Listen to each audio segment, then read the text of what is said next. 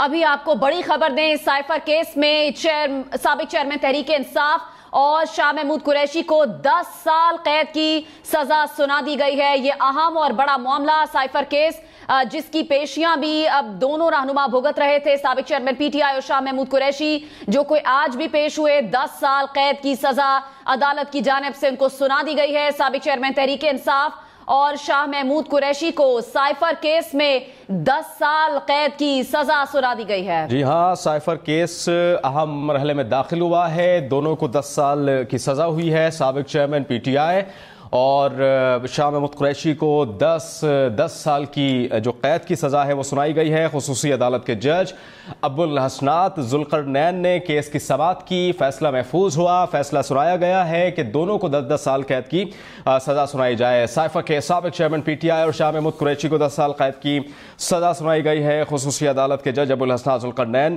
نے کیس کی سماعت کی اور یہ فیصلہ سنایا۔ فرا محجبین ہمیں جوائن کر رہی ہیں۔ فرا، کیا کارروائی رہی آج کی عدالت میں؟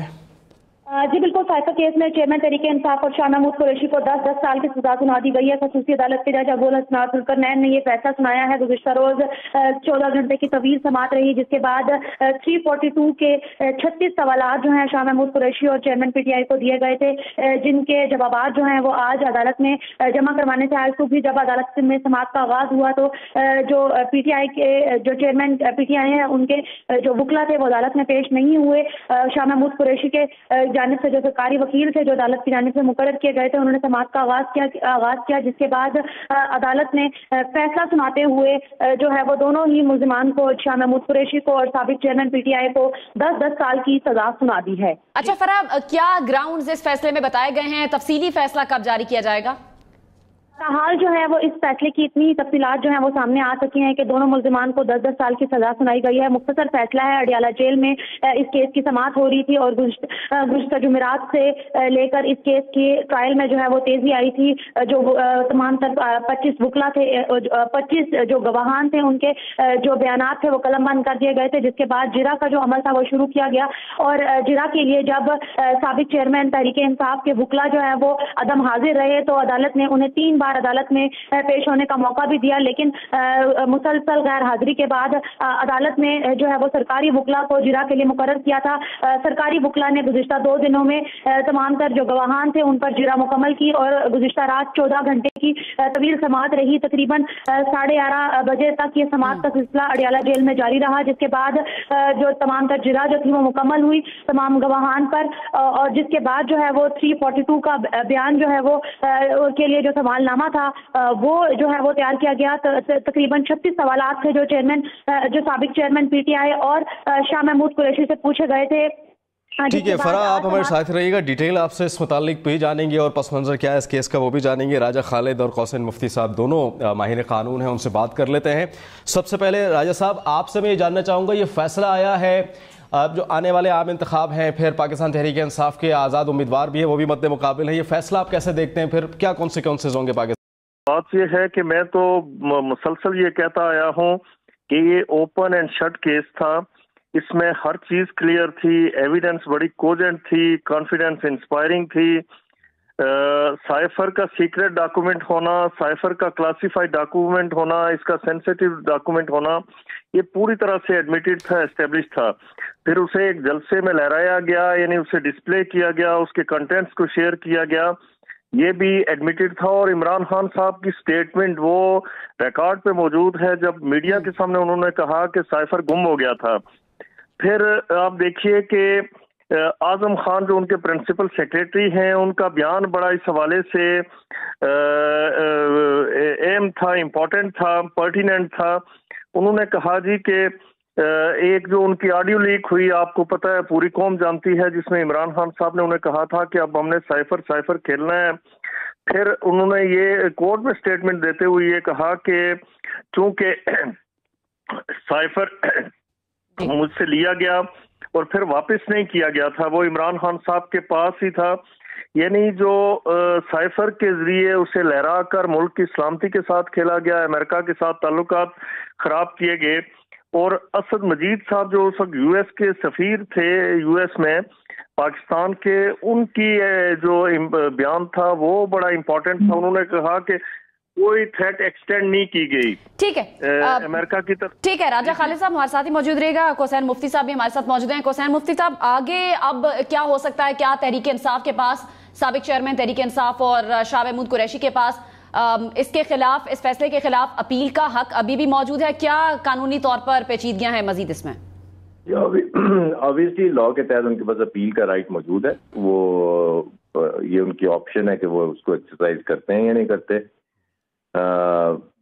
जो बाकी लोगों को, आम आवाम को, अगर वो कन्विक्ट हो जाते हैं, उनको सजा हो जाती है, तो वो अपील का राइट रखते हैं। इसी तरह वो भी पाकिस्तान के शहरी हैं, अपील का राइट उनका है।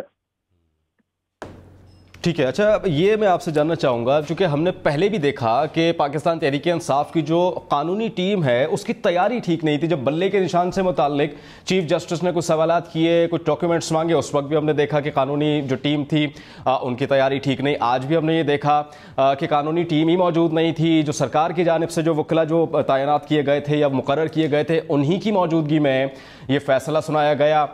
आप समझते हैं कि पीटीआई के जो वकला टीम है या कानूनी टीम है, उनकी तरफ से भी बहुत ज़्यादा जो है वो तैयारी करनी चाहिए थी अगर ये केसेस जीतने थे? उनकी तरफ से भी फिर लैक हुआ है। देखिए सारे उनके लॉयर्स तो इस वक्त इलेक्शन कैंपेन में चले गए हैं।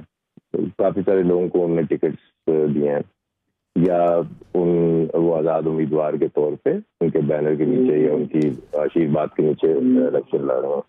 तो एक वक्त में एक ही काम पे फोकस हो सकते हैं ना, या वो अपने प्रोफेशनल ड्यूटीज पे फोकस करते या वो इलेक्शन मुहिम चलाते। तो बेसिकली जब आप लॉयर्स को किसी और काम पे लगा देंगे तो ऑब्वियसली वो मतलब परफॉर्म तो नहीं कर सकेंगे। तो ये बहरहाल उनके लॉयर्स की ड्यूटी थी, लेकिन अगर फर्ज करें कि वो वहाँ पे मौजूद नहीं है तो कानून में ये गुंजाइश मौजूद है। कानून में बिल्कुल गुंजाइश मौजूद है। एंकर पर्सन मंसूर अली खान ने भी हमें ज्वाइन किया है। मंसूर, ये बड़ा फैसला सामने आया है, 10-10 साल कैद की सजा दोनों को सुना दी गई है, साबिक चेयरमैन तहरीक इंसाफ और शाह महमूद कुरैशी को भी। आप क्या समझते हैं यहाँ तक पहुंचने का जो मरहला है, केस शुरू से ही स्ट्रांग था, बेसिस इसकी स्ट्रांग थी, या फिर जिस तरह पहले बात हो रही थी कि कानूनी टीम की जानिब से और साबिक चेयरमैन तहरीक इंसाफ के बयानात की वजह से यहाँ तक मामला पहुंचा है? देखिए, मेरे ख्याल में इसमें जो इस्तगासा था उनकी जानिब से जो गवाहों की लिस्ट पेश की गई थी, जिसमें इमरान खान साहब के साबका प्रिंसिपल सेक्रेटरी आजम खान भी शामिल थे, सेक्रेटरी खारजा भी शामिल थे, और ये वो तमाम अफराद थे जो इस मैटर के अंदर खुद पर्सनली इन्वॉल्व रहे। और साइफर किस तरह आया, साइफर खान साहब तक किस तरह गया, और उसके बाद इसका सियासी इस्तेमाल किस तरह किया गया जलसे के अंदर, इन तमाम चीज़ों की गवाहियाँ जो है वो बड़ी स्ट्रॉन्ग गवाहियाँ इमरान खान साहब के खिलाफ मौजूद थी। लेकिन पिछले 2 से 3 हेयरिंग्स के अंदर हमने ये देखा कि इमरान खान साहब और शाह महमूद कुरैशी जो है वो काफी नाराज थे अदालत के अंदर, और वो ये समझ रहे थे कि किसी जल्दबाजी के अंदर जो है ये केस बड़ी तेजी से चलाया जा रहा है। और कल रात तक हमने देखा कि काफी लेट तक जो है वो इस मामले की हेयरिंग होती रही, और इवन जो वहां पे सहाफी मौजूद थे वो भी ये कह रहे थे ये गैर मामूली सूरत हाल है कि रात गए तक जो है इस केस की हेयरिंग चल रही है। इमरान खान साहब और शाह महमूद कुरैशी को इन तमाम कार्रवाइयों के ऊपर शदीद तहफ़्फ़ुज़ात थे, बल्कि बीच में जिस तरह भी थोड़ी देर पहले बात हो रही थी कि उनकी जो वकला की टीम थी उनको टिकट्स जारी कर दिए गए, वो अपनी इलेक्शन कैंपेन्स के अंदर बिजी हो गए। अब इन गवाहों के ऊपर जब जरा करनी थी तो जो डिफेंस काउंसिल थे उन्हीं को जो है अपॉइंट कर दिया गया कि जी आप ही इसके ऊपर जरा करें, जिसपे इमरान खान साहब ने कहा कि ये हमारी हक तलफी हो रही है, हमारे अपने वकला की टीमों को ये काम करना चाहिए, ऐसा तो कभी हो ही नहीं सकता। इन्होंने गवाहों के ऊपर सिर्फ 4 सवालात करके जरा कर दी है, क्योंकि शदीद इस मामले। ठीक है मंसूर, हमारे साथ ही रहेगा। मरियम औरंगजेब साहिबा ने हमें ज्वाइन किया है। मरियम औरंगजेब साहिबा, किस तरह से देखती हैं इस मामले पर? साबिक चेयरमैन पीटीआई और शाह महमूद कुरैशी दोनों को 10-10 साल कैद की सजा सुनाई गई है। मरियम औरंगजेब साहिबा, आप हमारे साथ मौजूद हैं? ठीक है, मरियम औरंगजेब साहिबा से हम दोबारा राब्ता करने की कोशिश करेंगे। मंसूर, आप अपनी बात को कंटिन्यू कीजिएगा। तो मैं ये कह रहा था कि इस सिलसिले में इमरान खान साहब के खिलाफ जो गवाहियां थी वो बहुत स्ट्रांग थी, लेकिन उसके बाद उन गवाहों की जिस तरह जरा हुई उसके ऊपर इमरान खान साहब को और शाह महमूद कुरैशी साहब को दोनों को बड़ा एतराज था इस मामले में।